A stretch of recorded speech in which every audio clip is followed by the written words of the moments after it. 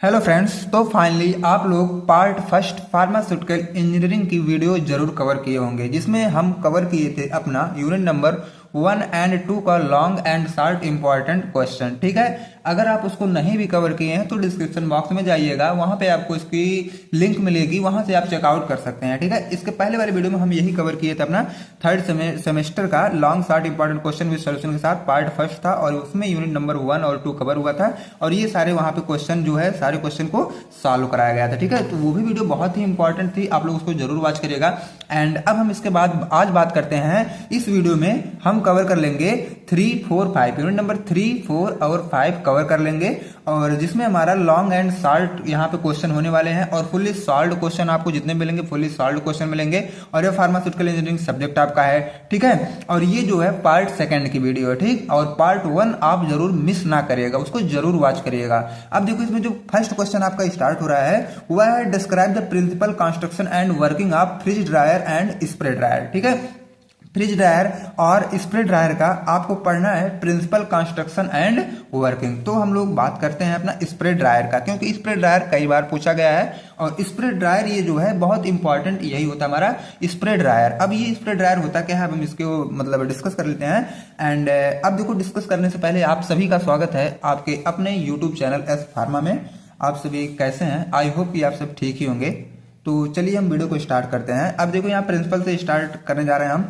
In this dryer any slurry or liquid is dry into powder by passing hot gas. इस dryer में हम लोग क्या करते हैं, हमारे पास कोई स्लरी या लिक्विड होती है, हम उसको क्या करते हैं पाउडर में कन्वर्ट करते हैं। ठीक है, और कैसे कन्वर्ट करते हैं, कोई हॉट गैस उस पर अप्लाई करते हैं, तब वह जाके वो कन्वर्ट हो जाती है।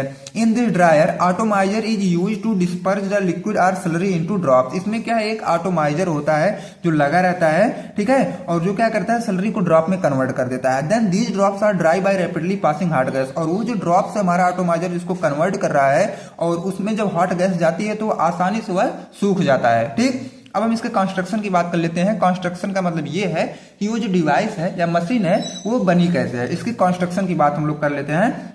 It consist following part. इसमें क्या है, बहुत सारे पार्ट्स होते हैं, जैसे कि ड्राइंग चैम्बर है, inlet of hot air, roof है, एटोमाइजर है, साइक्लोन सेपरेटर, ये सारे पार्ट इसमें इंस्टॉल्ड होते हैं। अब सबसे पहले हम ड्राइंग चैम्बर की बात कर लेते हैं। It is cylindrical chamber with short conical bottom. ये क्या है, एक सिलेंड्रिकल चैम्बर होता है जो एक शॉर्ट कोनिकल बॉटम, मतलब ये जो कोनिकल बॉटम होता है ना, ये शॉर्ट मतलब छोटा सा होता है और कोन शेप का होता है। ठीक है, और जो कि स्टेनलेस स्टील का बना होता है। सेकंड में है inlet of hot air roof. Roof की तरफ से क्या है, हॉट एयर का इनलेट करानी होती है। सॉरी फ्रेंड, थर्ड क्या है, एटोमाइजर।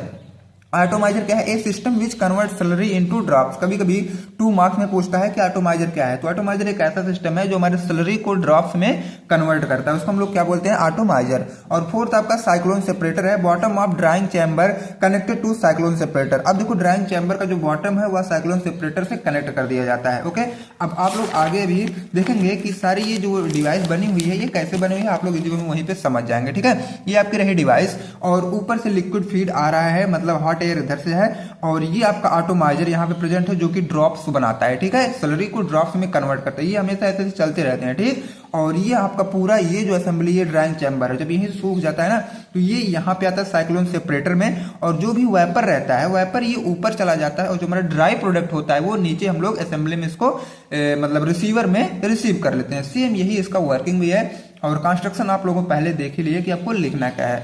अब हम इसके वर्किंग की बात कर लेते हैं, तो रफली वर्किंग सभी को समझ में भी आ गया होगा। अब हम इसके वर्किंग की बात कर लेते हैं। It include 3 step. इसमें क्या है, 3 स्टेप में इसकी जो वर्किंग है ये 3 स्टेप में की गई है, पहला, दूसरा और तीसरा। अब फर्स्ट स्टेप आपका है atomisation of the liquid. Liquid का क्या करना है, सबसे पहले आपको एटोमाइजेशन करना है। एटोमाइजेशन का मतलब ये है कि अगर उसमें एटोमाइजर प्रेजेंट रहेंगे तभी आप एटोमाइजेशन कर पाओगे, और एटोमाइजेशन करते हैं हमारे क्या है, ये जो स्लरी होती है या लिक्विड होती है उसको ड्रॉप में कन्वर्ट करके आगे की तरफ फॉरवर्ड करते हैं।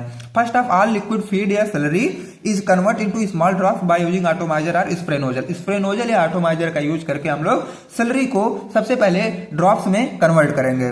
सेकंड पॉइंट क्या है इसका, मींस सेकंड स्टेप क्या है, drying of the liquid droplet. अब वो जो एटोमाइजर ड्रॉपलेट बनाया उसको आपको क्या करना है, सूखा करना है। After that fine droplets are dry in the drying chamber अब देखो ड्राइंग चैम्बर में जो फाइन ड्रॉपलेट्स आ रहे हैं उसको आपको सुखवाना है, और वो सूखेंगे कैसे? By passing hot air through inlet. Inlet की हेल्प से हम लोग हॉट एयर को उसमें पास करवाते हैं। उसके बाद थर्ड क्या है? Recovery of the dry product. अब देखो जब वो हॉट हो गया मतलब सूखा हो गया तो ड्राई प्रोडक्ट जो है उसको आपको क्या करना है? रिकवरी करना। रिकवरी का मतलब रिसीवर में रिसीव करना है।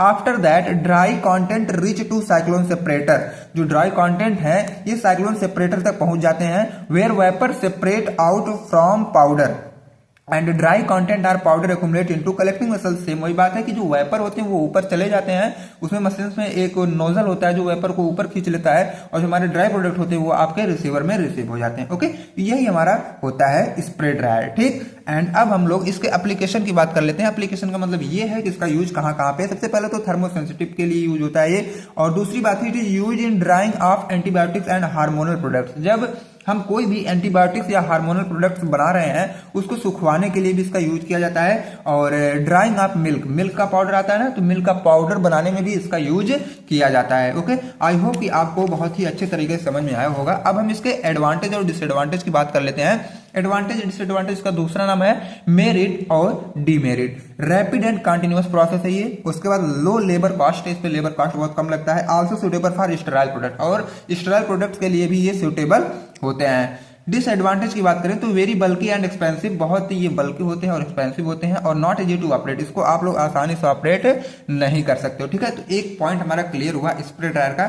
अगर आप चैनल पर पहली बार हैं तो वीडियो को लाइक और चैनल को सब्सक्राइब जरूर करें ताकि नेक्स्ट वीडियो का इन्फॉर्मेशन सबसे पहले आप तक पहुंचे। और यार फ्रेंड्स, कोई एक ऑनलाइन टीचर आपसे बस यही उम्मीद करता है कि आप उसकी वीडियो को लाइक और चैनल को सब्सक्राइब कर दो, और वह आपसे कुछ नहीं मांगता। ओके, अब हम फ्रीज ड्रायर की बात करते हैं। अब देखो फ्रीज ड्रायर क्या होता है। Freeze drying also called lyophilisation process. अब देखो फ्रीज ड्राइंग को हम लोग लायोफिलाइजेशन प्रोसेस भी बोलते हैं। अब आपके माइंड में ये चलना चाहिए कि लायोफिलाइजेशन प्रोसेस क्या होती है। ठीक है, in this process drawing is done by freezing water convert into ice.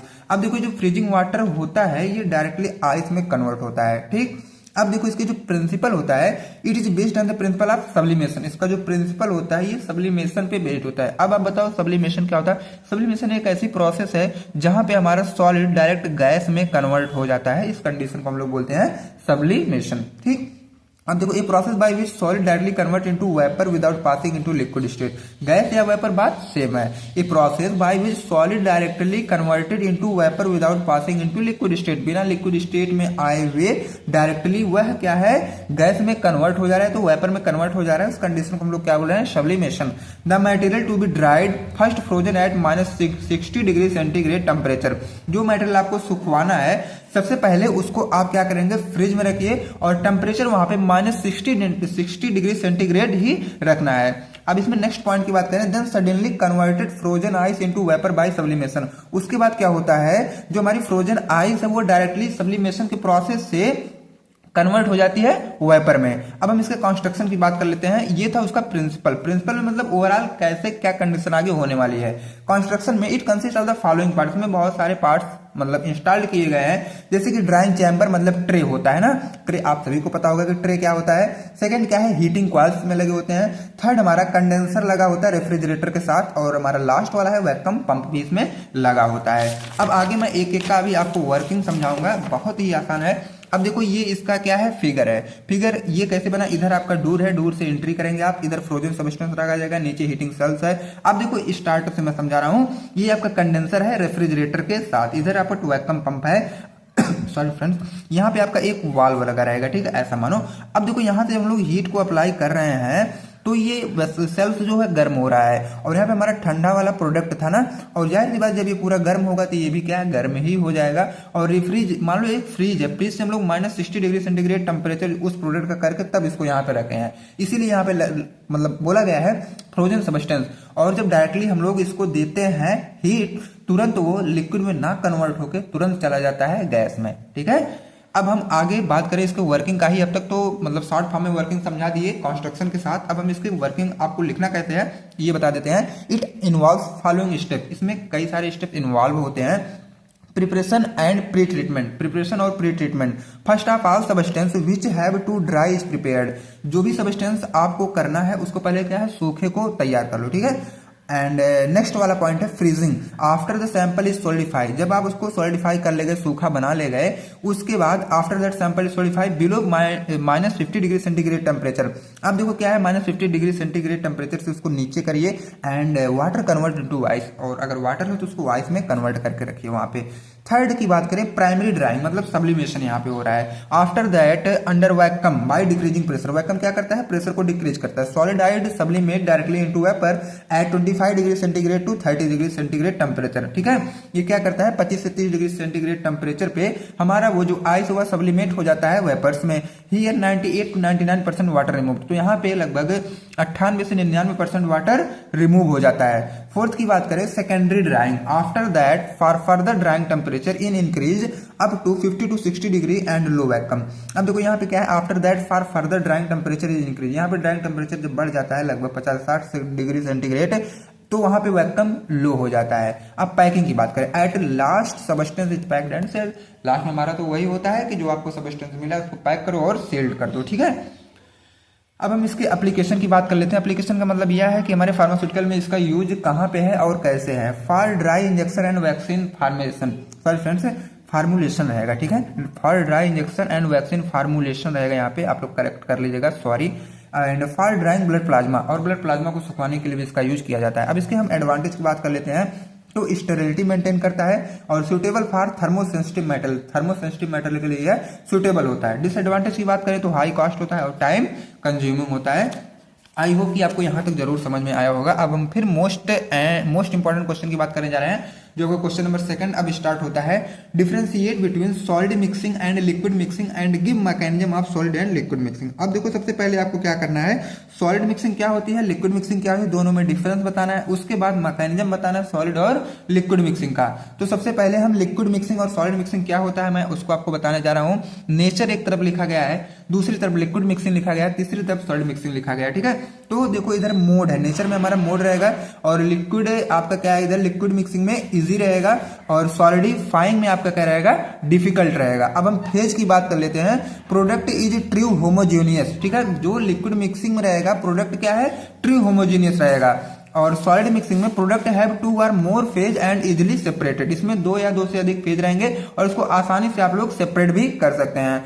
Power requirement, अब देखो जनरली लेस, इसमें कम रहेंगे और it requires high amount of energy. Solid mixing में अगर आप ही बताओ कि अगर कोई लिक्विड को मिक्स कर रहे हो तो एनर्जी कम लगेगी, अगर वही कोई सॉलिड है उसको आप मिक्स कर रहे हो तो एनर्जी का अमाउंट ज्यादा ही लगेगा। ठीक है, ये कॉमन सी बात है। अब नेचर में टेक्नोलॉजी की बात करें हम, तो इसमें लिक्विड मिक्सिंग में liquid mixing technology simple, liquid को आप आराम से मिक्स कर सकते हो, but solid mixing technology is complex. अगर वही सॉलिड को आपको मिक्स करना हो तो थोड़ा सा जो टेक्नोलॉजी है वो कॉम्प्लेक्स रहेगा। इक्विपमेंट रिक्वायर्ड की बात करें, कौन सा आपको इक्विपमेंट चाहिए, लिक्विड मिक्सिंग अगर करना है तो लिक्विड एजिटेटर चाहिए और अगर आपको सॉलिड मिक्सिंग करना है तो ब्लेंडर्स एंड मिक्सर्स चाहिए। ठीक है, अब मैकेनिज्म इन्वॉल्व की, इसमें कौन कौन से मैकेनिज्म इन्वॉल्व है हम इसकी बात करें तो लिक्विड मिक्सिंग में हमारा bulk transport, turbulent mixing, laminar mixing and diffusion mixing, ये सब होते हैं। मैं अभी आगे जस्ट आपको डिटेल में बताने वाला हूं ये सारी चीजें क्या होती हैं और इसमें क्या क्या इन्वॉल्व होते हैं, कनेक्टिव मिक्सिंग, शियर मिक्सिंग और डिफ्यूजिंग मिक्सिंग। ठीक है, अब लिक्विड मिक्सिंग और सॉलिड मिक्सिंग में आपको डिफरेंस पता चल गया होगा। अगर 2 मार्क्स या 7 मार्क्स या 10 मार्क्स में आता है तो आप लोग उसको स्किप ना करिएगा, जरूर लिख के आइएगा। ओके, एंड अब हम सॉलिड मिक्सिंग मैकेनिज्म की बात करते हैं। ये सॉलिड मिक्सिंग मैकेनिज्म होता क्या है, तो सॉलिड मिक्सिंग सबसे पहले हम लोग देख लेते हैं। The mixing of 2 solid and mixing of bulk solid with small amount of liquid और gas is called solid mixing. अब देखो 2 सॉलिड जब आपस में मिक्स होते हैं तो उनको हम लोग क्या बोलते हैं, सॉलिड मिक्सिंग। बस सीधी सी बात है। Mixing of 2 powder to form granule, 2 powder को हम ऐड करके अगर हमें ग्रेनुल्स बनाना हो तो वो एक मिक्सिंग है। जैसे पाउडर फर्स्ट है, पाउडर सेकंड है, दोनों को हम ऐड की, अब इसकी पार्टिकल साइज बड़ी है और उसको हम लोग क्या है उसका साइज रिड्यूस करके उसको ग्रेनुल्स में कन्वर्ट कर दिए, तो एक कहीं ना कहीं अगर देखा जाए तो हमारी मिक्सिंग की प्रोसेस ही आई है। ठीक है, और मिक्सिंग में हम लोग अगर पाउडर ले रहे हैं तो वह सॉलिड है तो सॉलिड मिक्सिंग वह कहलाएगा। अब मैकेनिज्म ऑफ सॉलिड मिक्सिंग की बात करें, सॉलिड मिक्सिंग की मैकेनिज्म क्या होती है। There are 3 method of solid mixing, जैसे कनेक्टिव मिक्सिंग है, शियर मिक्सिंग और डिफ्यूजिव मिक्सिंग है। कनेक्टिव मिक्सिंग की अगर हम बात करें, ये कनेक्टिव मिक्सिंग होता क्या है, कनेक्टिव का मतलब होता है मींस मिक्सिंग बाय मोमेंट, मतलब कनेक्टिंग का मतलब होता है कनेक्शन, मतलब एक आदमी दूसरे से कनेक्टेड रहे तो मींस मिक्सिंग बाय मूवमेंट, यहाँ पे मूवमेंट से लिया गया है। So connective mixing is the mixing of solid particles in which group of particles moved from one position to another with the help of blade और pedal. Blade या pedal की help से जो भी पार्टिकल्स है वह अपना पोजीशन छोड़ के दूसरे तक जा रहा है, उसको हम लोग बोल रहे हैं कनेक्टिव मिक्सिंग। ठीक है, और यहाँ पे आपको दिख रहा होगा एक मोटर लगा है और उसमें एजिटेटर प्रेजेंट है, इधर ब्लेड या पैडल लगा है। इस ब्लेड या पैडल की हेल्प से हमारे पार्टिकल्स जो है एक जगह से दूसरी जगह जाते हैं, इसको हम लोग क्या बोलते हैं, कनेक्टिव मिक्सिंग, मतलब अपने प्लेस को चेंज करते हैं। ओके, एंड अब हम नेक्स्ट की बात करें सीयर मिक्सिंग। सीयर मिक्सिंग का मतलब, सीयर का मतलब होता है एक फोर्स होता है। ठीक है, इन दिस मेथड सीयर या force is apply on particles and related. अब देखो यहाँ पे क्या है, इन दिस मेथड, इस मेथड में हमारा जो फोर्स होता है वो हम पार्टिकल्स पर अप्लाई करते हैं। ठीक है, so they break down and mix together. जब हम उस पर फोर्स अप्लाई करेंगे तो जाहिर सी बात है वह टूट जाएगा। ठीक है, और जब टूट जाएगा तो आसानी से मिक्स हो जाएगा। अब देखो यहाँ पे ये मोर्टार पेस्टल आप लोग अपने लेबोरेटरी में जरूर देखे होंगे, और जब ये मोर्टार में रख के पेस्टल का यूज करके हम कोई भी सॉलिड पार्टिकल को तोड़ते हैं तो जब ऊपर से सीयर लगता है तो जाहिर सी बात हुआ टूट जाता है जो आपका सॉलिड पार्टिकल रहेगा। ठीक, अब हम नेक्स्ट की बात करें डिफ्यूजिंग मिक्सिंग की। ये डिफ्यूजिंग मिक्सिंग क्या होती है? Diffusing mixing caused by random motion of particles of one phase to another phase. अब देखो क्या है, diffusing mixing caused by random motion of particles of one phase to another phase. मतलब ये है कि डिफ्यूजिंग मिक्सिंग अगर लिक्विड के लिए देखा जाए तो इसमें जो आपके लिक्विड होते हैं ये अपना फेज चेंज कर रहे हैं। जैसे कि यहाँ से अगर इसको आप तुरंत हिट दोगे ना तो ये ऊपर जाएगा, ऊपर वाला तुरंत नीचे आएगा, मतलब रैंडम मोशन इसमें आ जाता है। It is a very slow process of mixing, और ये क्या है, मिक्सिंग का बहुत स्लो प्रोसेस है। जैसे कि ऊपर आपका फर्स्ट फेज है, नीचे सेकंड फेज है, इसको मतलब देखा जाए तो मतलब आसानी से मिक्स नहीं होते हैं और बहुत धीरे धीरे मिक्स होते हैं। ये आपका क्या है, डिफ्यूजिंग मिक्सिंग है। अब लिक्विड मिक्सिंग मैकेनिज्म की बात करें हम तो लिक्विड मिक्सिंग क्या होता है, the mixing of two liquid and mixing of liquid with gas called liquid mixing. या तो कोई भी लिक्विड गैस के साथ मिक्स हो रहा है या तो दो लिक्विड आपस में मिक्स हो रहे हैं, इस कंडीशन को हम क्या बोलते हैं, लिक्विड मिक्सिंग। अब हम एग्जांपल की बात कर लेते हैं। इसका एग्जांपल क्या है, mixing of water with milk. आपने ये एग्जांपल मतलब सभी लोग देखे होंगे, ये एग्जांपल जो भी देखें ये वाला एग्जांपल कमेंट बॉक्स में यस जरूर लिखें। ठीक है, कि पानी में दूध या दूध में पानी कितने लोग मिलाए हैं। ठीक है, तो देखो वाटर प्लस मिल्क जब दोनों ऐड होता है तो ये हमारी लिक्विड मिक्सिंग कहलाती है। तो मिल्क प्लस वाटर ये दोनों का मिक्सअप हो गया। ठीक है, the mixing of liquid liquid create a flow and homogeneous mixture. ये जब लिक्विड और लिक्विड आपस में मिक्स होते हैं तो फ्लो भी क्रिएट करते हैं और होमोजीनियस मिक्सचर भी होते हैं। अब इनके मैकेनिज्म की बात की जाए तो there are following method of liquid mixing. बहुत से मेथड होते हैं लिक्विड के मिक्सिंग के, जैसे कि बल्क ट्रांसपोर्ट मिक्सिंग है, टर्बुलेंट फ्लो मिक्सिंग है, लेमिनार फ्लो मिक्सिंग है, मॉलिक्यूलर डिफ्यूजन मिक्सिंग है। ठीक है, अब एक एक को हमें डिटेल में देखना होता है। ठीक है, बल्क ट्रांसपोर्ट मिक्सिंग क्या होता है? बल्क का मतलब ये है कोई भी चीज जब ज्यादा मात्रा में रहेगी तो उसको हम लोग क्या बोलते हैं, bulk transport mixing. In this method large volume of material is transferred continuously from one location to another location. इसमें जो पार्टिकल्स का वॉल्यूम है ये ज्यादा रहेगा और तुरंत हमको क्या करना है, लगातार एक जगह से दूसरी जगह इसको ट्रांसफर करने होता है। ठीक है, यहाँ पे देखो ट्रांसफर का मैं एक छोटा सा इमेज बनाया हूँ, आप सभी को क्लियर हुआ होगा यहाँ से। सेकंड क्या है, turbulent flow mixing. Turbulent flow mixing क्या होता है, in this method mixing done by turbulent flow of liquid. इस मेथड में जो मिक्सिंग हो रहा है ये टर्बुलेंट फ्लो की वजह से हो रहा है। Here one liquid pumped at high velocity into another liquid. इसमें क्या है, पहला लिक्विड दूसरे लिक्विड को पंप करता है तेज वेलोसिटी के साथ, सो मिक्स इजिली, इसलिए वो आराम से मिक्स हो जाते हैं। लिक्विड ए इधर है, जब इसको पंप कर रहा है तो लिक्विड बी आराम से ए और बी आपस में मिल जा रहे हैं टर्बुलेंट फ्लो की वजह से। ओके, अब हम लेमिनार फ्लो मिक्सिंग की बात करें। In this method one liquid stream line is encountered in highly viscous liquid. उसको हम लोग क्या बोलते हैं, लेमिनार फ्लो। लेमिनार फ्लो का मतलब है स्ट्रीम लाइन, मतलब सीधा रहे। ठीक है, एंड फोर्थ की बात करें molecular diffusion mixing. Molecular diffusion mixing क्या होता है, this method involve in mixing of liquid with in semi solid. इसमें क्या है, लिक्विड के साथ हमारे सेमी सॉलिड को जब हम ऐड करते हैं तो उसको हम लोग बोलते हैं molecular diffusion mixing. It is based on the diffusion resulting from thermal motion of molecules. इसमें क्या है, देखा जाए तो कहीं ना कहीं से थर्मल मोशन भी लगता है मॉलिक्यूल्स के बीच में। It based on fix law, और ये फिक्स लॉ पे बेस्ड करता है। और यहाँ पे देख रहे हो ये नॉर्मली हमारा रखा गया, जिसको डिफ्यूजन अप्लाई हो रहा है तो ऊपर के जो भी पार्टिकल्स है वो हमारे नीचे मतलब यहाँ पे आ जा रहे हैं, लिक्विड के नीचे, या तो ये जो कंटेनर के बॉटम में आ जा रहे हैं जब इस पे क्या है, डिफ्यूजन अप्लाई हो रहा है तब। ठीक है, अब हम नेक्स्ट क्वेश्चन की बात करें। Differentiate between mixing and blending, give construction working of sigma blade mixer या ट्विन सेल ब्लेंडर। अब देखो क्या करना है, यहाँ पे आपको डिफरेंस बता देना है sigma blade mixer. Sorry friends, आपको डिफरेंस बताना है मिक्सिंग और ब्लेंडिंग में, ठीक है। तो सबसे पहले हम बात करेंगे मिक्सिंग क्या होता है। Mix means to put two or more component together. दो चीज को जब हम आपस में रख देते हैं मिला करके तो उस कंडीशन को हम बोलते हैं mixing. So mixing is the process in which two or more component converted into one mixture or mass. जब दो या दो से अधिक कंपोनेंट को हम रखते हैं और उसको मिक्स करके एक अलग से मिक्सचर हमको मिलता है और उसमें कोई मास रहता है तो उस कंडीशन को हम क्या बोलते हैं, मिक्सिंग। जैसे मान लो ये दो चीज इधर है और तीसरा इधर है, ठीक है। अब हम आपस में सबको ऐड कर दिए तो इतना बड़ा आपको मिल गया। मास का मतलब ये है कि इसका कोई क्वांटिटी रहा होगा, 1 किलो 2 किलो जो भी रहा होगा ना, इसलिए यहाँ पे लिखा गया मास। और एक वन मिक्सचर मतलब ये आपका एक मिक्सचर मिल गया सारे को ऐड करने के बाद, ठीक है। अब यहाँ पे आपको वाटर दिख रहा है, ठीक है, और ऊपर ग्लास रॉड है और इधर शुगर। अब देखो जब हम शुगर को अपने कंटेनर में वाटर के साथ ऐड करेंगे ग्लास रॉड के हेल्प से तो मिक्सिंग होगा और मिक्सिंग होगा तो शुगर का सोल्यूशन बनेगा। Okay, mixing is the most demanding operation in pharmaceutical chemical and food industry. Mixing एक ऐसी ऑपरेशन है जो कि फार्मास्यूटिकल इंडस्ट्री में इसका ज्यादा यूज किया जाता है, जैसे कि फार्मास्यूटिकल में और केमिकल इंडस्ट्री में भी और फूड इंडस्ट्री में इसका ज्यादा यूज किया जाता है, क्योंकि विदाउट मिक्सिंग ये कुछ संभव नहीं है, बिना मिक्स किए कुछ भी नहीं होता है, ऐसा जानो आप लोग, ठीक है। अब देखो ब्लेंडिंग, मिक्सिंग का दूसरा भाई आ जाता है ब्लेंडिंग। उससे क्या है, वो रिलेट करता है। Sometimes mixing and blending term used interchangeably but blending is technically different. अब देखो मिक्सिंग तो कोई आम या नॉर्मल पर्सन भी कर सकता है, बट ब्लेंडिंग अगर वही देखा जाए तो थोड़ा सा ये टेक्निकल है, मतलब थोड़ा सा इसको ऑपरेट करने के लिए आपको एजुकेटेड होना जरूरी है। Blending is a process of combining but is a very smooth and gentle process than mixing. Mixing से अगर कंपेयर आप इसको कर रहे हो तो बहुत ही स्मूथ प्रोसेस है और बहुत जेंटल प्रोसेस है, ठीक है। आपको इसको बहुत ही सावधानी से करना होता है। Blending is mostly solid solid mixing. Blending हम करते हैं ज्यादातर सॉलिड सॉलिड मिक्सिंग करने के लिए, और mix of bulk solid with small quantity of liquid. या तो आपके पास कोई बल्क सॉलिड है और लिक्विड की क्वांटिटी कम है तब भी हम ब्लेंडिंग का यूज ही करते हैं। But mixing is mostly related to liquid liquid, gas liquid and viscous material. लेकिन अगर मिक्सिंग देखा जाए तो मिक्सिंग ज्यादातर लिक्विड लिक्विड के साथ हो पाता है, गैस का लिक्विड के साथ हो पाता है और विस्कस मटेरियल के साथ हो पाता है। ओके, आई होप कि आपको मिक्सिंग और ब्लेंडिंग समझ में आया होगा।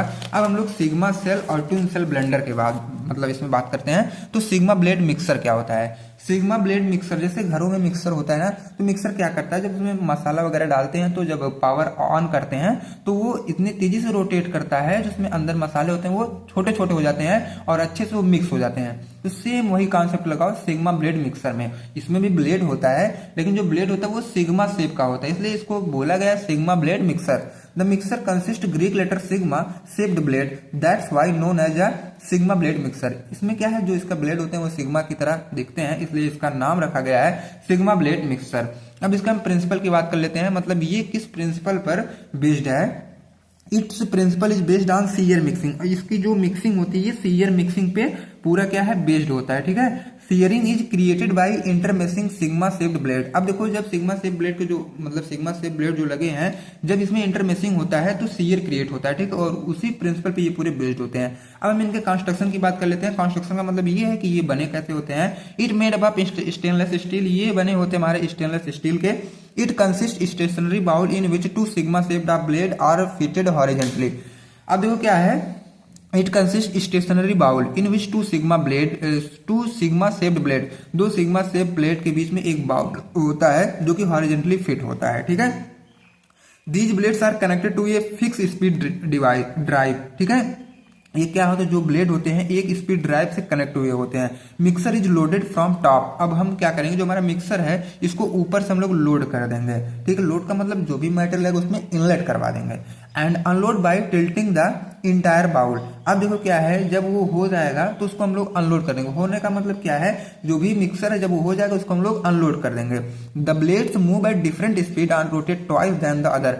अब देखो क्या है, जब तक आपको जैसा भी रिजल्ट चाहिए, अगर वैसा नहीं आ रहा है तब तक आपको रोटेट करवाते रहना है। जैसे भी आप समझ लीजिए कि हमारे फेवर में रिजल्ट आ गया तो उसको हम लोग आउट कर लेते हैं। ओके, अब यहाँ पे आपका इसको दिख रहा होगा, ये ड्राइव शाफ्ट है और इधर क्या है, रोटेट करता रहता है, ठीक है। ये सिग्मा ब्लेड इसमें प्रेजेंट है। जैसे हम लोग पावर देते हैं तो यही ब्लेड रोटेट होने लगता है और जो भी इसमें प्रोडक्ट होते हैं वो आपस में मिक्स हो जाते हैं। ठीक, अब हम इसको वर्किंग की बात कर लेते हैं। First of all material is introduce from top of the bowl, bowl के सबसे ऊपर से हम लोग जो भी मेटेरियल होता है उसको इंट्रोड्यूस कर देते हैं। सेकंड क्या है, start the motor and allow to rotate sigma blade, जो मोटर होता है या पावर होता है उसको हम लोग क्या करते हैं, स्टार्ट करते हैं और आराम से रोटेट करने के लिए उसको अलाउ कर देते हैं। The blade move by different speed, जो उसमें ब्लेड होते हैं वो अलग अलग स्पीड से मूव करते हैं। One rotate twice than the other, एक क्या है, दो बार क्या रोटेट करता है दूसरे के अपेक्षा में। ठीक है, so shear is created by sigma blade, तो सिग्मा ब्लेड की वजह से ही वहां पे शियर क्रिएट होता है। एंड मटेरियल गेट मिक्स, और मटेरियल जो होते हैं वो आराम से वो मिक्स हो जाते हैं। अब इसके हम यूजेस की बात करें तो sigma blade mixer is use to mix high viscosity material. अब देखो जिस मटेरियल की विस्कोसिटी हाई होती है उसको अगर आपको मिक्स करना है तो हम लोग सिग्मा ब्लेड यूज कर लेते हैं। In wet granulation process in the manufacture of tablet and pills, अब देखो क्या है, वेट ग्रेनुलेशन प्रोसेस में जब हमें टेबलेट और पिल्स का मतलब मैन्युफैक्चरिंग करना होता है तब भी हम इसका यूज कर सकते हैं। अब हम इसके एडवांटेज की बात कर लें, इसका एडवांटेज क्या है, एडवांटेज का मतलब मेरिट और डिमेरिट की बात की जा रही है यहाँ पे। ड्यूरिंग मिक्सिंग मिनिमम, यहाँ पे लिखा गया है minimum dead space is created. अब देखो जब मिक्सिंग होता है तो इसमें बहुत कम स्पेस बचता है। ठीक है, डेड स्पेस मतलब ऐसा स्पेस जो खाली रहता है तो वो बहुत कम बचता है। Best for mixing of highly viscous material, जो मटेरियल ज्यादा विस्कस होते हैं उनके लिए बेस्ट होते हैं अगर उनको मिक्स करना है। डिसएडवांटेज की बात करें तो sigma blade mixer work at a fix speed, ये जो फिक्स स्पीड पे अपना काम करते हैं, रिक्वायर मोर स्पेस, इनको ज्यादा जगह चाहिए मतलब चाहती है। इट रिक्वायर हाई पावर, और पावर भी इनको ज्यादा चाहती है। ठीक है, ये इनके डिमेरिट या डिसएडवांटेज है। अब हम ट्विन सेल ब्लेंडर की बात कर लेते हैं। ये ट्विन सेल ब्लेंडर क्या होता है, it is V shaped blender which consist two shells, ये वी शेप्ड के होते हैं जिसमें दो टू सेल होते हैं। That's why known as twin shell blender, इसीलिए इसको क्या बोला जाता है, ट्विन सेल ब्लेंडर, क्योंकि इसमें दो ब्लेंडर प्रेजेंट होते हैं। ठीक है, अब हम इसके प्रिंसिपल की बात करें, mixing is based on the convection tumbling of particles in V shaped vessels. V shaped का जो वेसल्स होता है इसमें जो मिक्सिंग होती है कन्वेक्शन और टम्बलिंग, जो पार्टिकल का कन्वेक्शन या टम्बलिंग होता है उस पर ये बेस्ड होते हैं। बाय मूवमेंट ऑफ पार्टिकल्स, मतलब क्या है, पार्टिकल का मूवमेंट भी इसी में होता है। ठीक है, एंड अब हम कंस्ट्रक्शन की बात करें, इसका कंस्ट्रक्शन कैसे किया गया है। It is made up of stainless steel, इसमें क्या है, स्टेनलेस स्टील का ये बना हुआ है, और ट्रांसपेरेंट प्लास्टिक, और कहीं कहीं इसमें ट्रांसपेरेंट प्लास्टिक भी लगा दिया जाता है। It consist V shaped vessels, और आप जब इसको देखोगे ना तो वी शेप्ड वेसल्स की तरह ही दिखाई देगा। This V shaped vessel connected to horizontal shaft which rotate by motor, और ये वी शेप्ड के जो वेसल्स हैं ये हम लोग शाफ्ट से कनेक्ट करवा देते हैं जो कि मोटर इसको रोटेट करवाता है। ठीक है, यहाँ पे दिख रहा होगा ये दो मान लो आपके स्टैंड है, यहाँ पे मोटर लगा है, और ये वी शेप्ड के आपके ब्लेंडर है, ट्विन सेल ब्लेंडर है, और ये सॉफ्ट लगा है। जब मोटर अपन लोग स्टार्ट करते हैं तो सॉफ्ट रोटेट करता है, और जब सॉफ्ट रोटेट करता है तो हमारे ये ब्लेंडर भी रोटेट करते हैं। जो इसमें होगा मतलब पार्टिकल्स रहते हैं वो ऊपर नीचे होते हैं, जब ऊपर नीचे होंगे तो जाहिर सी बात है मिक्स जरूर होंगे। ठीक, अब हम वर्किंग की बात कर लेते हैं। First open lid and fill material up to 50 to 60% of the total volume of the vessels.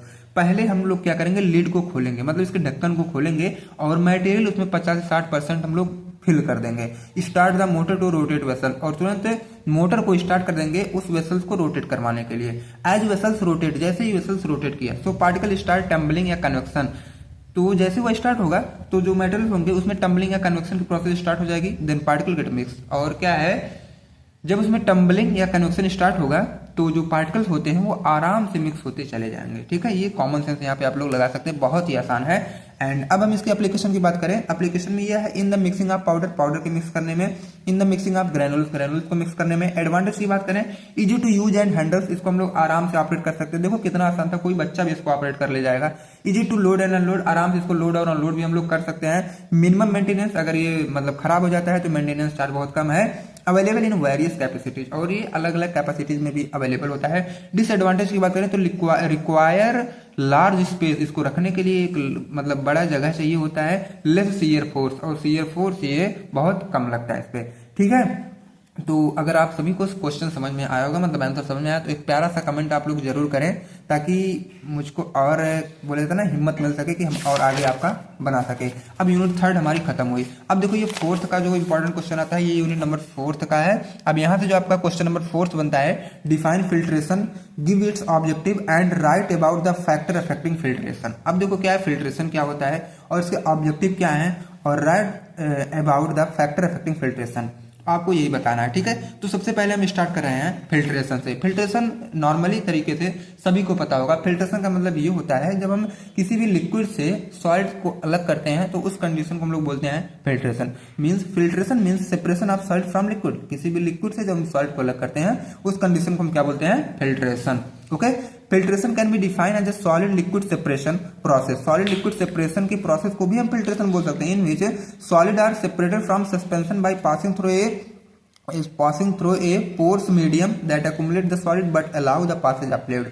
अब देखो यहाँ पे जो भी लिखा गया है, यहाँ इसका मतलब समझिए आप लोग, ये आपका एक स्टैंड है और यहाँ पे एक फिल्टर लगाया भी गया है, ठीक है। यहाँ पे आपका फिल्ट्रेट निकलने वाला है, ऊपर ये सलरी है, सलरी को हम लोग फिल्टर में डाल रहे हैं, ये आपकी फिल्टर मीडिया है और ये रेसिड्यू इसका बच रहा है, ठीक है। अब देखो यहाँ पे एक छननी होती है, अपने माइंड में आप लोग एक छननी रखो, जैसे आप लोग चाय को फिल्टर करो, चाय छान रहे हो, जो चाय पत्ती आपको मिल रही है वह रेसिड्यू मिल रही है, ठीक है।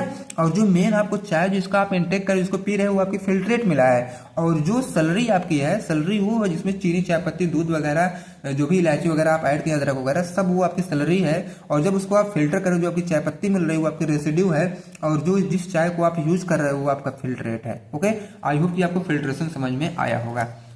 अब फिल्ट्रेशन में कौन कौन से कंपोनेंट इंस्टॉल्ड होते हैं, अब हम उनकी बात कर लेते हैं। Component of filtration, there are following component of filtration. Filtration के बहुत सारे कंपोनेंट्स होते हैं, अब उनकी बात करें तो सबसे पहला फिल्टर मीडियम है, दूसरा सलरी है, तीसरा फिल्ट्रेट है, चौथा हमारा फिल्टर केक है, जिसको हम लोग क्या बोलते हैं, रेसिड्यू बोलते हैं। फिल्टर मीडियम क्या होता है, मतलब फिल्टर पेपर। फिल्टर पेपर तो सभी लोग देखे होंगे और अपने लेबोरेटरी में जरूर इसका यूज किए होंगे। अगर आप लोग यूज किए हैं तो यस का कमेंट जरूर लिखें, ठीक है।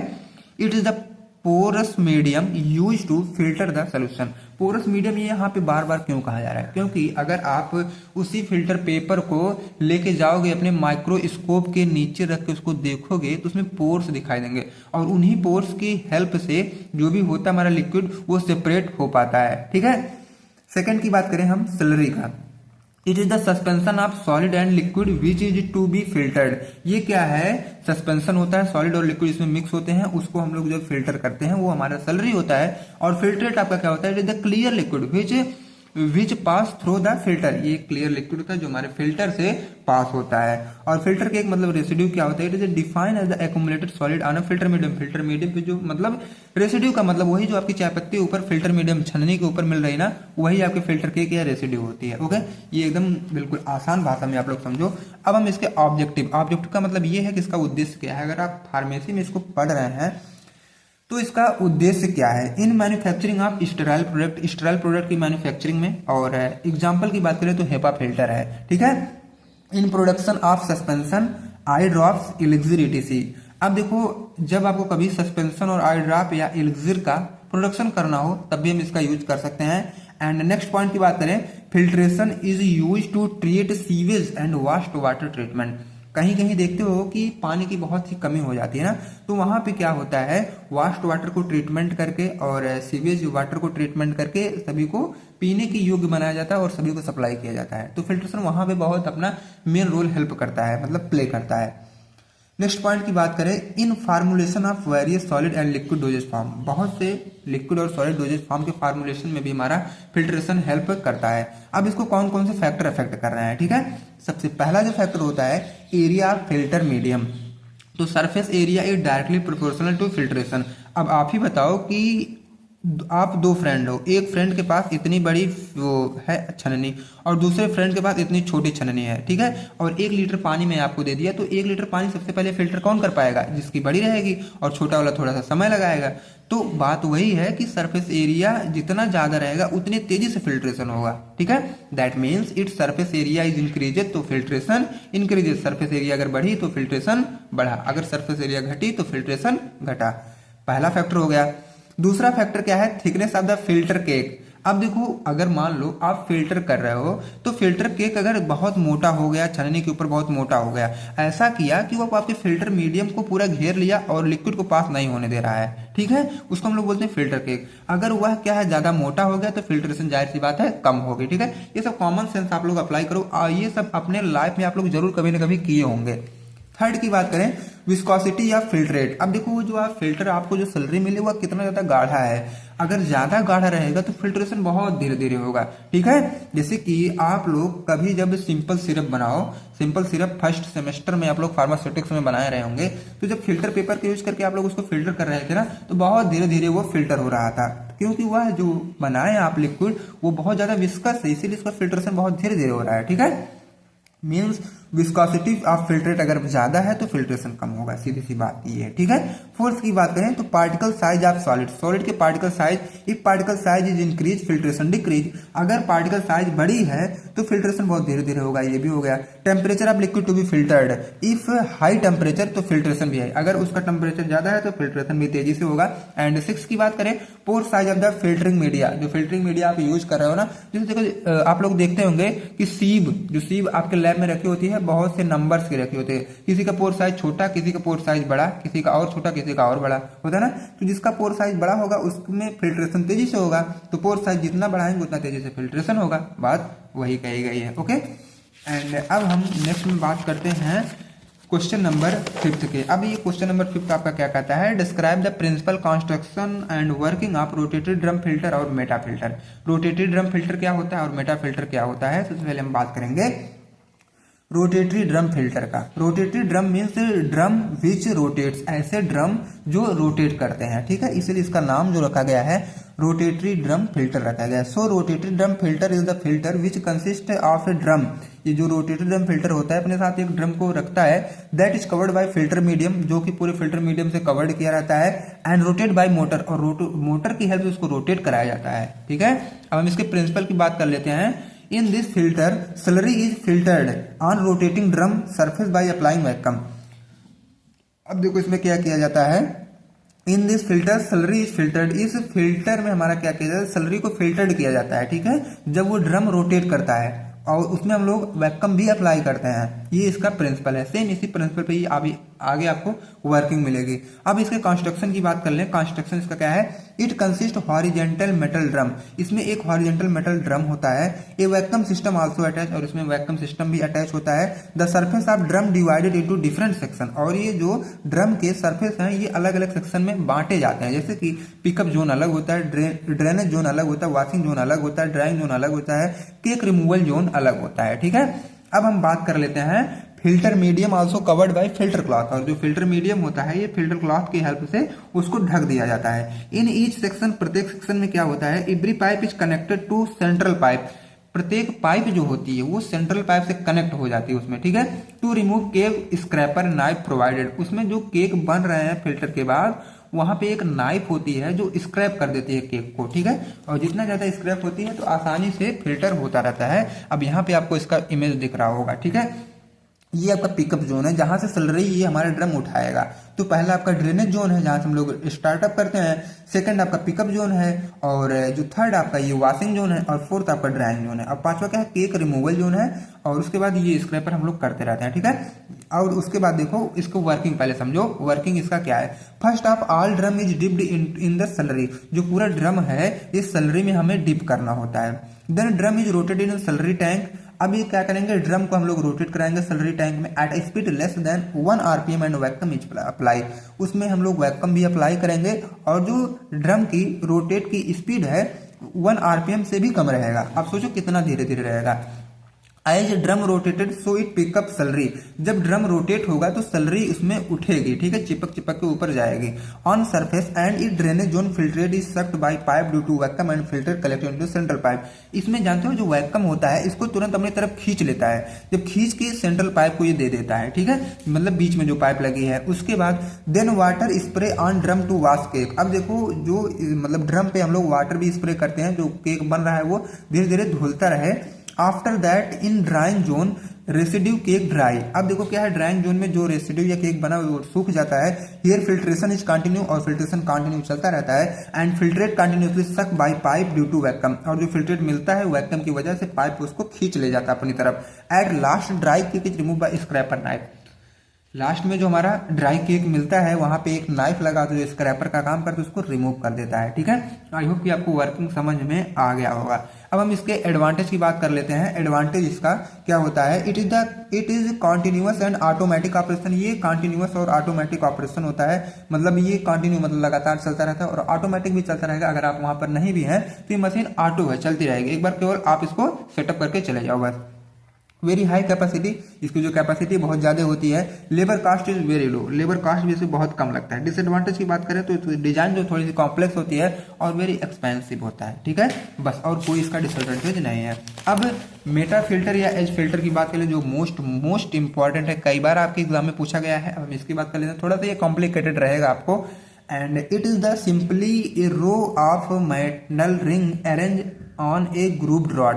किसी ग्रूव्ड रॉड में मेटल की रिंग क्या है, अरेंज की जाती है, उसको हम लोग बोलते हैं मेटा फिल्टर या एज फिल्टर। इसके प्रिंसिपल की बात हम लोग कर लें, it based on the principle of surface filtration. ये सरफेस फिल्ट्रेशन पे अपना वर्क करता है। In which feed is provided at high pressure, इसमें जो फीड होता है वो हाई प्रेशर पे प्रोवाइड किया जाता है।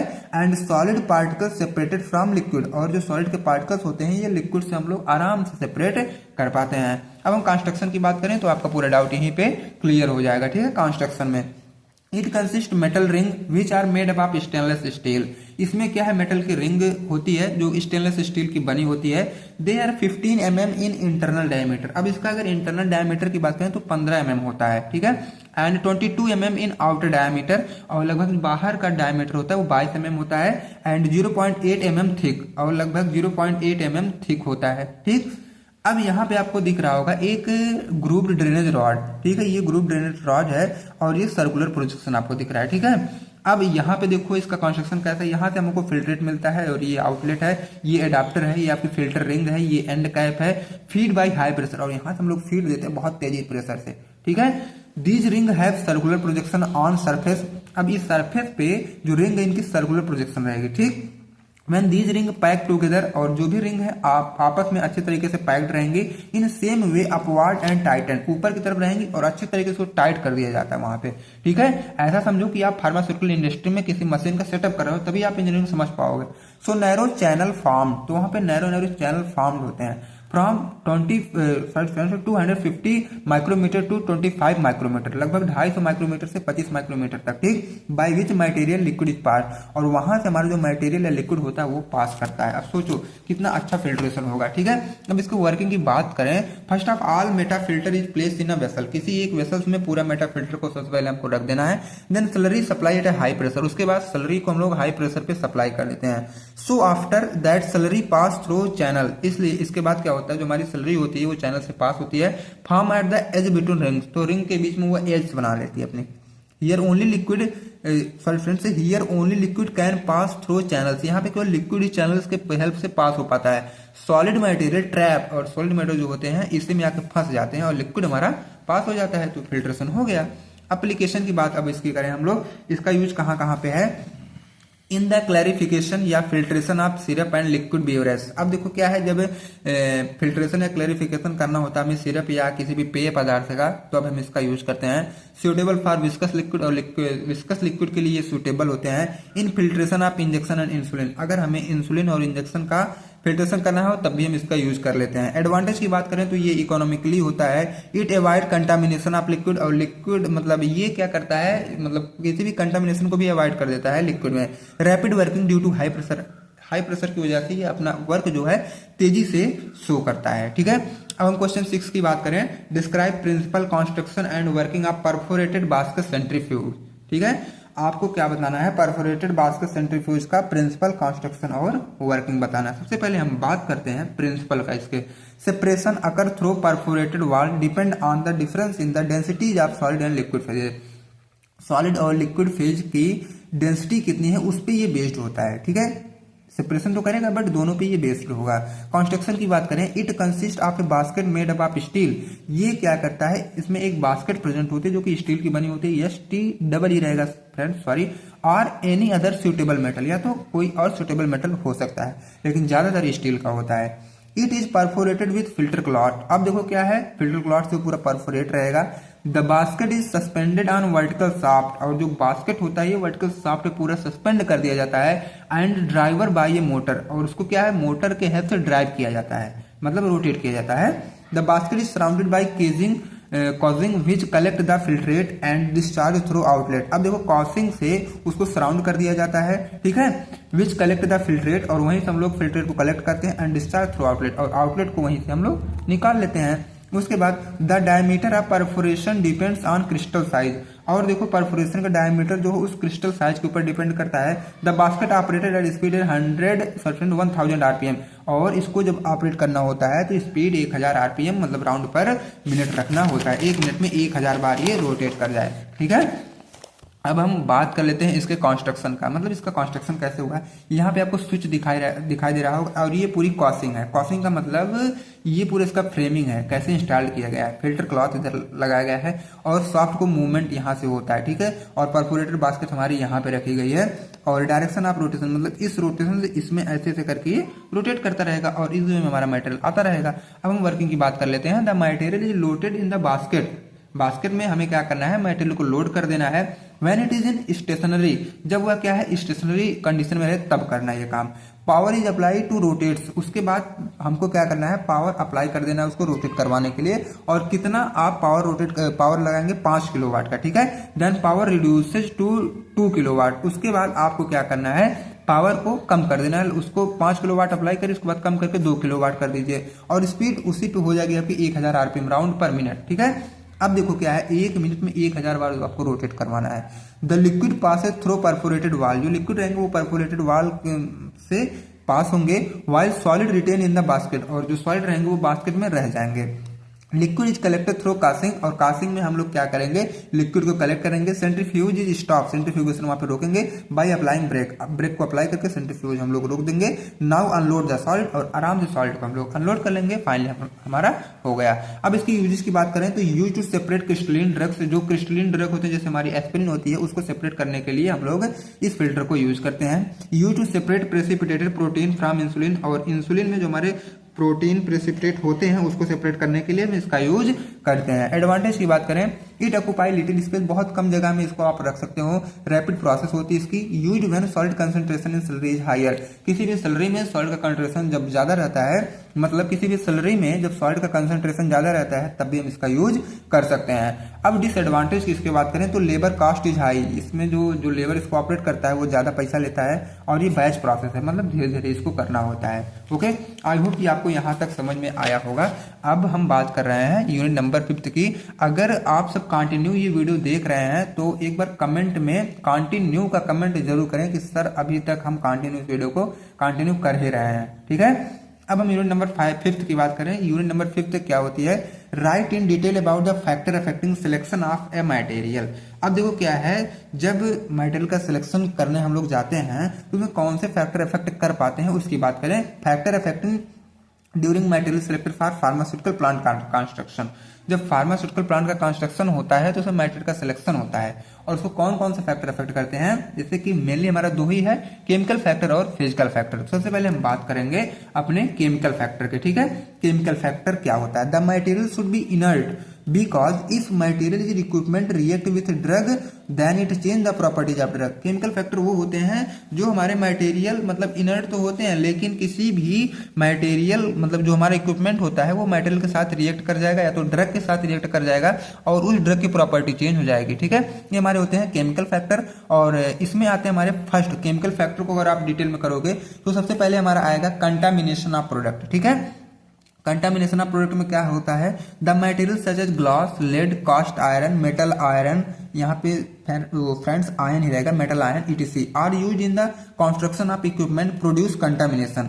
अब देखो क्या होता है, जब मतलब the material such as glass, lead, cast iron और metal iron are use in construction, ठीक है। किसी भी कंस्ट्रक्शन में ये सारी चीजें यूज होती हैं, लेकिन अगर देखा जाए कहीं ना कहीं से तो यही क्या है हमारे इक्विपमेंट में कंटामिनेशन भी लाते हैं। If the impurities are present in this traces then they can cause decompose to product. अगर देखो ये इम्प्योरिटीज अगर देखी जा रही है हमारे प्रोडक्ट में तो ये हमारे प्रोडक्ट को डिकम्पोज भी कर सकते हैं, ओके। अब देखो कोरोजन ऑफ मटेरियल्स की बात कर लेते हैं। The material use for construction of equipment should be non corrosive in nature. जो आप मटेरियल यूज कर रहे हैं वो नेचर में नॉन कोरोसिव होना चाहिए। Because if the material should corrosive, अगर मटेरियल कोरोसिव रहेगा तो दे रिएक्ट विद ड्रग, जाहिर सी बात वो ड्रग के साथ रिएक्ट करेगा एंड इक्विपमेंट गेट कोरोडेड, और जो आपका इक्विपमेंट है वो कोरोडेड हो जाएगा, resulting losing its strength and durability, और जो आपका प्रोडक्ट मिलेगा उसकी स्ट्रेंथ और ड्यूरेबिलिटी लॉस हो जाएगी। ठीक है, अब आया हमारा फिजिकल फैक्टर। अब हम लोग फिजिकल फैक्टर की बात कर लेते हैं। स्ट्रेंथ सबसे पहले बात करेंगे। The material should be sufficient strength, ठीक है, जो भी मटेरियल होना चाहिए सफिशिएंट स्ट्रेंथ होना चाहिए। Because in manufacturing process of pharmaceutical, अब देखो फार्मास्यूटिकल के मैन्युफैक्चरिंग प्रोसेस में क्या होता है, involve high pressure and high stress condition, इसमें इन्वॉल्व होता है हमारा हाई प्रेशर और हाई स्ट्रेस कंडीशन भी। ठीक है, so the material used for equipment has ability to tolerate this stress. अब देखो इसलिए क्या है, material use for equipment has ability to tolerate this stress, इसमें क्या एबिलिटी होती है उस स्ट्रेस को टॉलरेट करने के। ठीक है, अब हम लोग नेक्स्ट में देख लेते हैं मास। ठीक है, अब देखो सेकंड वाला आपका आता है mass. The material should be light in weight, ऐसे मटेरियल जो वेट में हल्के होते हैं। Because many times equipment are transported or moved. अब देखो क्या है, मतलब जब हल्के रहेंगे तो हम लोग मतलब ज्यादातर उसको क्या है ट्रांसपोर्ट करेंगे और उधर से उधर करेंगे। So it is possible when material is light in weight, तो आप पॉसिबिलिटी ऐसा रखिए जो आप मटेरियल सेलेक्ट कर रहे हैं वह हल्के वेट का हो। ठीक है, थर्मल कंडक्टिविटी की बात करें, in some process there are use of high heat और टेम्परेचर, कुछ प्रोसेस ऐसे होते हैं जहां पे हम लोग टेम्परेचर या हीट का ज्यादा यूज कर लेते हैं। दिस टाइप ऑफ प्रोसेस में be damage or fracture material, अगर कोई भी प्लास्टिक या रबर का आप इंस्टॉल्ड किए हैं और टेम्परेचर ज्यादा यूज कर रहे हैं तो जाहिर सी बात है प्लास्टिक और रबर खराब ही हो जाएगा। ठीक है, so we have to use thermostable material, इसलिए हमको थर्मोस्टेबल मटेरियल यूज करना चाहिए for that type of process, इस प्रोसेस के वजह मतलब करने के लिए, जैसे कि स्टेनलेस स्टील का। ठीक है, अब हम क्लीनिंग की बात करें, ये कब के लिए बात की जा रही है, अगर आप कोई फ्यूचर में फार्मास्यूटिकल इंडस्ट्री खोल रहे हैं तो आप मतलब किस टाइप की मशीन यूज करेंगे वो बताया जा रहा है। क्लीनिंग की बात करें, the material should have smooth and polished surface for easy cleaning, ऐसे मटेरियल को आप यूज करिए जिसका सरफेस बहुत ही क्लीन हो ताकि इसको हम लोग आसानी से साफ कर सकें, स्टेनलेस स्टील का हो या तो ग्लास का हो। ठीक, अब हम पांचवा की बात करें sterilisation. In the production of parenterals ophthalmic ETC sterilisation is an essential step. अगर आप पैरेंटल प्रोडक्ट बना रहे हैं या तो ऑप्थेल्मिक प्रोडक्ट बना रहे हैं तो स्टेरिलाइजेशन करना बहुत ही इंपॉर्टेंट हो जाता है। So material should be stable with it, अगर स्टेरिलाइजेशन कर रहे हैं तो मटेरियल आपका स्टेबल रहेगा, मतलब लंबे समय तक चलेगा। ठीक है, 6 की बात करें, अब हम 6 का क्या है economic factor. Economic factor before manufacturing, manufacturing से पहले ही material budget must be consider, कौन सा मटेरियल कितने बजट में आ रहा है उसको आपको जरूर तय करना चाहिए, सोचना चाहिए। Initial cost and maintenance of the plant must be economically, जो इनिशियल कास्ट और मेंटेनेंस हो वो इकोनॉमिकली हो, मतलब थोड़ा सा सस्ते में हो, अच्छे में हो। ठीक है, अब बात आ गई नेक्स्ट की, नेक्स्ट में हमारा आता है एक नेक्स्ट। अब देखो नेक्स्ट हमारा लास्ट क्वेश्चन आ गया, define corrosion, its type and their prevention. ये कोरोजन क्या होता है और ये कितने टाइप का होता है और इसको हम प्रिवेंट कैसे कर सकते हैं। कोरोजन का मतलब क्या होता है, कोरोजन का मतलब क्षरण होना। अब देखो corrosion is defined as the process of decomposition और destruction of metallic material in the presence of environment through any electrochemical reaction. अब देखो जो भी इन्वायरमेंट में हमारे मटेरियल प्रेजेंट होते हैं, जब उनका धीरे धीरे क्षरण होने लगता है, डिकम्पोज होने लगता है किसी भी इलेक्ट्रोकेमिकल रिएक्शन की वजह से, तो उनको हम लोग क्या बोलते हैं, कोरोजन बोलते हैं। It occurs may be in the presence of gases और vapour or due to attack of aqueous media. अब देखो ये क्या है इलेक्ट्रोकेमिकल रिएक्शन की वजह से भी हो सकते हैं, लेकिन अगर ये इनको इन्वायरमेंट में रखा जाए, अगर ये गैस के प्रेजेंट में आते हैं तो वेपर के प्रेजेंट में आते हैं या तो एक्वस मीडिया के प्रेजेंट में आते हैं, मतलब पानी के प्रेजेंट में आते हैं, तब भी कोरोजन लग सकता है। और इस टाइप के कोरोजन को हम लोग बोलते हैं वेट कोरोजन। एग्जाम्पल क्या है, आयरन रस्ट। ठीक है, जैसे कि कोई भी लोहे का टुकड़ा है, आप इसको अपने छत पे ले जाकर रख दो और 1 साल बाद देखिएगा इस लोहे के टुकड़े में जंग जरूर लग जाएगा।